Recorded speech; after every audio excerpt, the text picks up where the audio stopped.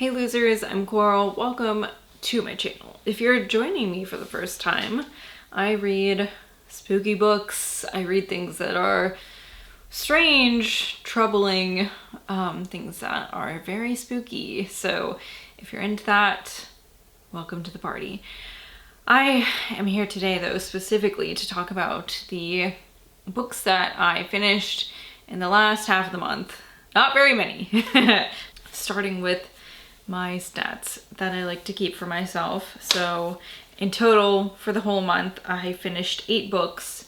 4 of these were off of my TBR. So these are books that I owned previous to this month. I read in total 3,124 pages, which is about 104 pages per day as of recording. I read 3 horror books, 4 books that I would consider fantasy, although 2 of them are like kind of, I don't know. 2 of them were kind of weird. I talked about them in the first half of the month. And then I read a nonfiction book. The oldest book I read this month was published in 2004, and the most recent was a 2024 release. I read a couple 2024 releases this month. And then I also like to keep track of the series that I'm reading.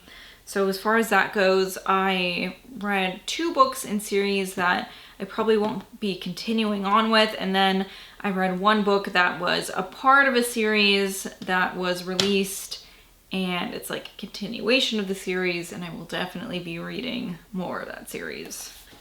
Start with The Day of the Door by Laurel Hightower.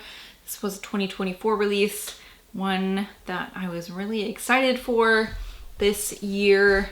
Laurel Hightower is a really fantastic author, but I think that this is not one of my favorites of hers. It has a really interesting premise. So this is about a group of siblings. There are 3 of them at this point as adults, but growing up there were 4 of them. However, their oldest brother died when they were children, and there are still questions surrounding his death. They think that their mother killed him. However, for whatever reason, after he died, the police believed that he had done it to himself. But the remaining siblings, like I said, think that the mother did it. And so that's caused some issues, obviously. But now they are adults, and their mother is suggesting that they participate in a like paranormal investigation TV show series, kind of a thing, where they go back to the house where this happened, because the mother is now saying that all these abusive things that she had done as a child, or when the children were children, were the result of like some sort of entity in this house. And we're really following Nathan, the remaining son. Nathan's like, this is bullshit, but he agrees to go along with it for his sister's sake. And so, you know, they go out to do this paranormal investigation thing, and it's that's a trope that I like, this kind of almost found footage, like reality TV kind of thing. And I liked that part of it, but I feel like it really got gummed up with the other stuff that was going on. For me, it felt like I kept getting sidetracked with other stuff in this story, or like the story kept getting sidetracked. It's like, oh, I just really want to focus on what's on like the core, like the issue, the real issue going on here. But it would be like something would happen, and this investigation would get sidetracked, and that was really, for some reason, very frustrating for me. So I don't know. It also seemed like it probably could have been shorter. I feel like this probably could have been novella length and maybe had more of an impact. And there were things that I really liked about it, things that were creepy, but then there were things that I don't know, it took me so long to read this also, which is weird. It's not a very long book. I really don't know. It could be me, but yeah, I don't know. It just wasn't quite what I was expecting, maybe. And I don't have quite a read on why that is, or like a good pinpoint on what exactly I didn't love about it. I also read The Year of the Reaper by Makiia Lucier. This is a YA fantasy book.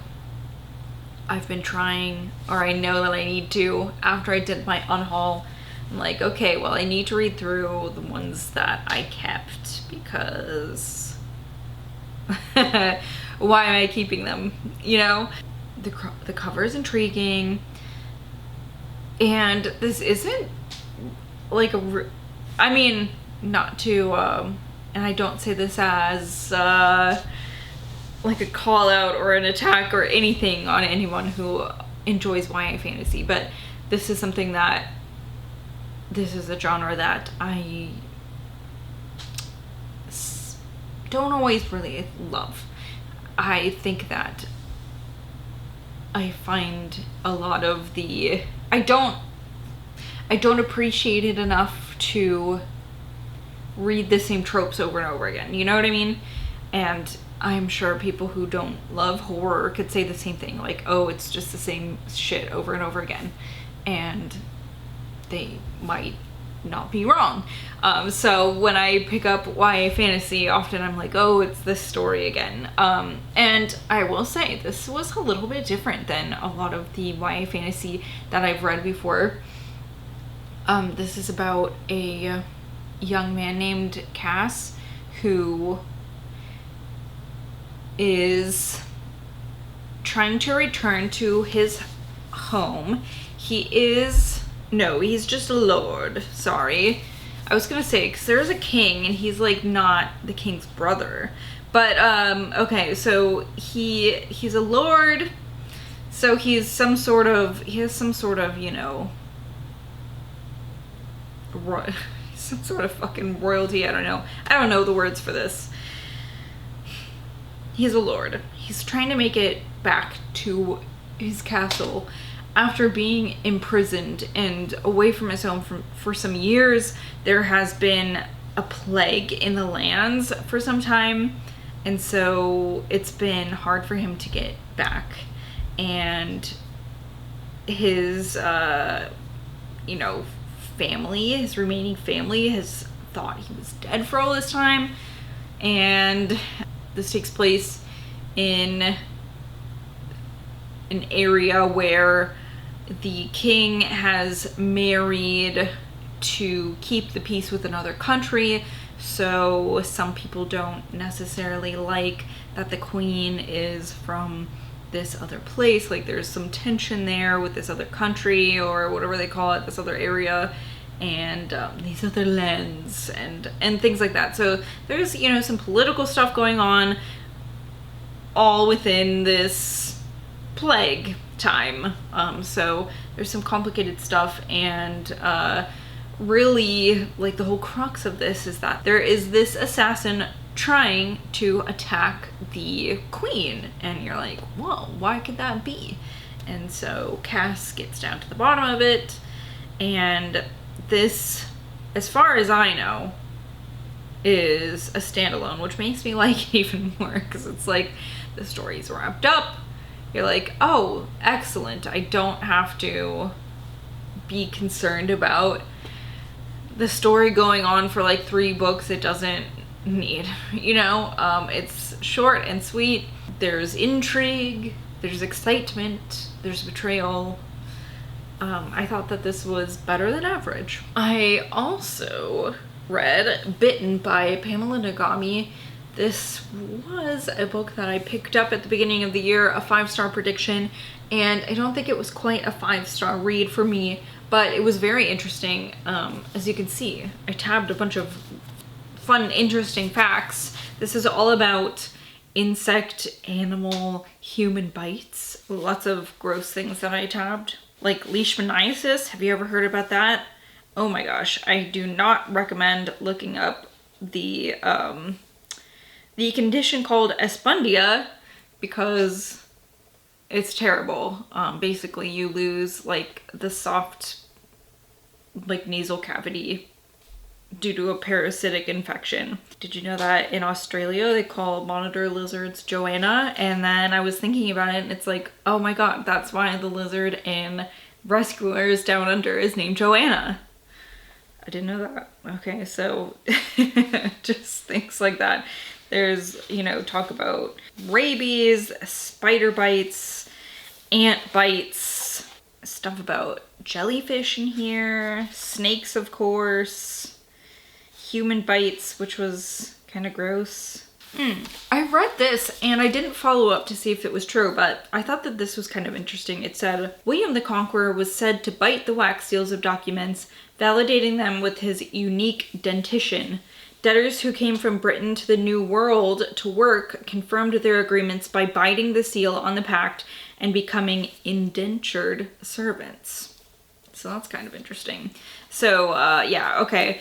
It's really just like each chapter deals with a different subject. The first one is ants. So it's all about ant stings and ooh, gross.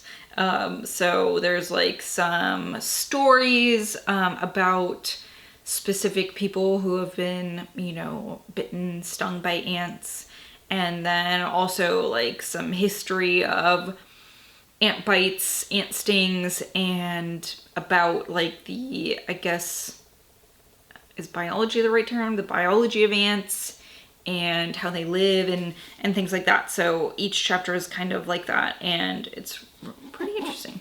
I liked this book, but it wasn't quite a 5-star. There were times where it got a little sciencey for me. She also used a lot of like the Latin names for things and then I was like, what the fuck is that? You know, so I had to look things up sometimes where it was like, if she had just said like, the Latin word, the Latin name for it, and then also said the other name for it, I would have been like, oh, of course, that. But I don't know. That was a little bit annoying to me because it's like I want to know what she's talking about, you know? Anyway, on to Empire of the Vampire, which was a 2024 release. This is probably my favorite read of the bunch. This, although, you know, really none of these were 5 stars for me this go around. Did I have a single 5-star book this month? I don't know. Maybe that's why my reading was so slow, but also I started school and it's been, I'll talk about it later. But okay, this is the second book in the, I don't know if there's a title for the series, but the first book was Empire of the Vampire. This is by Kristoff, and this follows a half vampire named Gabriel, and he was trained to kill vampires basically. But now his like order has whittled down because of course vampires are very powerful and he is only half vampire, and also, you know, there's some other things that happen to these people. They call them silver saints, such as like the fact that they do need blood like vampires, but if they give in to that bloodthirst, eventually they go mad with it. They don't have a very long, healthy life. And he has been sworn to protect this person named Dior, and some information about Dior comes to light at the end of the first book, which really is like the driving force behind this one and like why Gabrielle needs to protect Dior. Yeah, and this, if unfortunately, I don't know, it's like unfortunately kind of, if I hadn't read the first book, or if this had been the first book, I probably would have DNF'd it because it really was so slow going in the beginning. And it felt so much different than the pacing in the first book, which really caught me very quickly and I found to be very interesting and exciting. And this took a while, probably halfway, before I was like, okay. And it like really finally caught its stride, and I was like, and then I was like, oh, I can't put this down, finally, you know. And it did get to that point, you know, and there are like some real big bad fucking vampires in this and some shifters, and it did get very good. In the end, I was devastated by. I'm very upset that I have to wait 1+ years for the 3rd book. I don't know if that's going to be the end of it, but I do know that this is a series that I don't like to read book series very often. There are too many stories that get drawn out needlessly in the publishing industry, and they don't need to be. But this is one that deserves... This could not be 1 book. This could not be 2 books. It's definitely fantasy, but it is dark and gritty and bloody. And this one, kind of sexy at times, too. So, it was good. So anyway, okay. So, I don't know what my filming schedule is going to be like for the next couple weeks. I started another semester and I'm taking a class. Well, I'm taking a few classes, but I'm taking one right now where it's like easy, but I have to log lab hours, which really sucks. So it's like I have to, no matter how fast I get my work done, I have to log a certain amount of hours, which really fucking sucks because it's like, I'm done with this shit, but I have to log my hours, so that takes up a lot of time. And then also I'm taking another one of my classes that is, I don't know what the term is for it, but it's like, usually classes are 16 weeks, and this one is 8 weeks, so it's condensed. It's twice the amount of work in half the time, so it is very fast-paced. There are a lot of assignments. Oh my god. So for at least like the next 8 weeks, I don't really know what my what my filming's gonna be like. It's probably gonna be very bare bones, so if you don't see me very often, that's why. But I'm hoping to sneak filming in here and there when I can. I'm kind of bummed that this is coming right before Halloween-a-thon, because I don't know. Vlogging's a little more informal, so that might not be so bad, but yeah, I didn't realize that it was an 8-week class, because I did that once before and it was terrible, and I was like, I'm never doing this again. And then I noticed that it was like that, and I asked my classmate, one of my former classmates, I mean, like, she's not in this class with me, but I had taken, she's getting the same degree as me. We had taken classes with each other before, and she's like, oh yeah, the instructor told me that there just wasn't enough coursework for 16 weeks. But then he started the class, like, and right away he was like, this is a 16-week course in 8 weeks. And I was like, what the fuck? Wait, what is it then? So I don't know if it's just like, there's not quite 16 weeks worth of work, so he condensed it, or what. But oh my god, there is quite a bit of work. And it'll be like, watch this 4-minute video, write 300 words on what you think about it. It's like, oh my god, it was a video of a woman pouring rocks into a bucket. Anyway, woe is me. So that's what I have for you today. What's coming up for me? There's Halloween-a-thon hosted by Simon Slashers. I'm going to be filming my TBR for that today. Very excited to share with you what I'm going to be reading and my like hopeful watches and some of my hopeful activities, because it's a game board, so it's really going to be random what I'm doing. I'm also going to be filming my what is it called? The books that I bought, my haul for this month. And so those are, you know, the next couple of videos you can expect from me. I'd love to know if you've read any of these and what you thought. I'd also love to hear about any books that you read and you loved this month. Otherwise, I will see you guys later. Goodbye.